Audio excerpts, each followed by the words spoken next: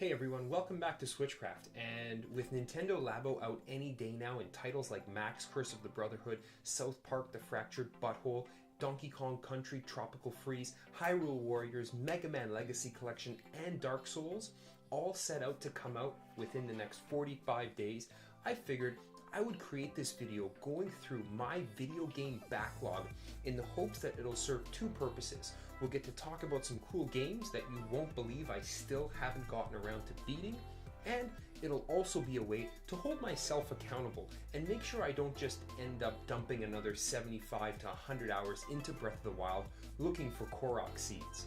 So, without any further ado, let's get right into it. I've split this video into two types of games I need to finish. The first are games that are on the 3DS, and the second are games on the Nintendo Switch. First up, the 3DS. There are two main titles that I have to try and plow through. The first of which is Radiant Historia Perfect Chronology. This video was in a recent video game pickups video I made, and while I have put about 10 or so hours into the game, I can tell you that there are about another 20 or 30 to go.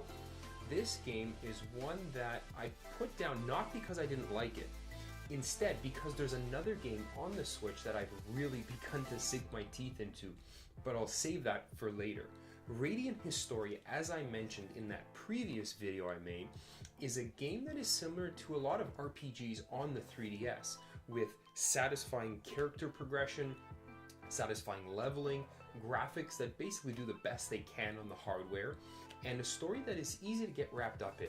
The main thing that sets this game apart is the time traveling mechanic, where you are constantly revisiting major decisions you've made in the game and playing through alternate timelines. While this may seem pretty confusing at first, the game does a great job of teaching you how to have fun with this style of gameplay. After finishing this video, it'll probably be one of the first games I pick back up and invest some more time in. The second and final game in my backlog for the 3DS is Donkey Kong Country Returns 3D. This is arguably the best 2D platformers on the handheld that you can get, and I can see why. I've played through and completed 5 of the 6 possible worlds, and I believe that there's a pretty long and button-eroding final battle at the end as a reward waiting for me. This game was one that I've had for a while, and I've had to put it down a couple of times because of how difficult it can be at times. While not on the level of games like The End Is Nigh or Meat Boy, this game can absolutely cause some rage quits if you're not precise, and precision is the key word. I never felt cheated because of a glitchy hitbox or something like that. Instead, only that I've needed to improve my platforming skills. The graphics in the game are great, and it does a really cool job playing with depth of field. It also does a great job taking advantage of the simulated 3D effect on the modern Game Boy. Okay, 2 for the 3DS down and a bunch on the Switch to go. First up is a game that hasn't gotten great reviews, but because I'm a sucker for special editions, I picked it up. I'm of course talking about Sonic Forces. Honestly, I played this game a few times on the train to and from work, a couple of times, because I felt bad. It was sitting in my game case for so long without even being used once. In the hour and a half or so that I did play it, I managed to clear what appears to be about half of the game. And boy is Sonic fast. So fast, in fact, I don't think I'm more than a couple hours away of beating this whole adventure. It's not just that this is a short game. It's also an extremely easy game. Even on the highest difficulty level, most levels require a couple of left or right dodges and then constantly smashing the jump or attack button, and you're done. I will finish this game eventually, but come on, Sega.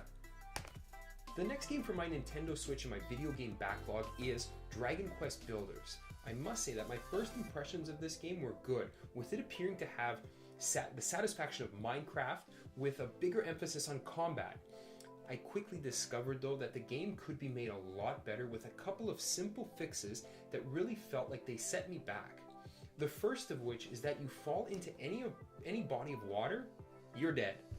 There is no swim mechanic at all. That's just lazy coding.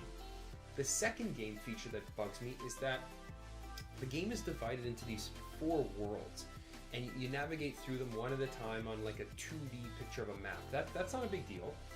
What is a big deal is that when you travel from one world to the next, or beat one world, you go to the next, you literally start from scratch, with no weapons, no materials, no items.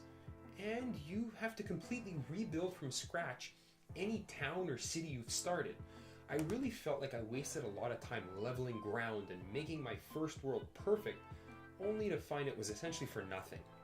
Here's hoping I can squeeze some hours of maybe the multiplayer of this game. The last game that I have in my backlog that I'm committed to giving more love to is none other than the behemoth Skyrim for the Nintendo Switch. This game was the reason that I put Radiant Historia down, and I haven't touched it for weeks. What can I say about Skyrim that hasn't already been said? I can see how there are people out there who have invested hundreds and hundreds and hundreds of hours into this game. This is not a game that I expect to clear by any means this month, or in the next 45 days, or even probably by the end of the year. I'm about 30 to 40 hours in, and I'm still learning more about it every single time I pick up my Switch. I love the customizability of the game and how you level up skills in your character. By the end, you'll be a unique reflection of how you spent the last hundreds of hours playing. I can see, especially with both expansions that came with the Switch version, why this game is widely regarded as the best game of the previous generation of consoles. It is, though, a last generation game. No amount of polish or re-rendering or texture packs can bring the combat and movement system, especially up to today's standards. I guess I'm just too used to the precision and hit detection of games like Breath of the Wild and the like. Be that as it may, this game is one of the best of all time, and I feel like it deserves my respect and attention. Well, there you have it. The games that I have in my backlog who need some TLC before the barrage of games coming out in April, May, June for the Nintendo Switch. That being said, I have to wrap things up quickly and get back to gaming. Let me know in the comments below if there are a couple of games that you're currently working on and you have in your backlog and that you need to get to. Thanks as always for taking the time to stop by. Switchcraft out.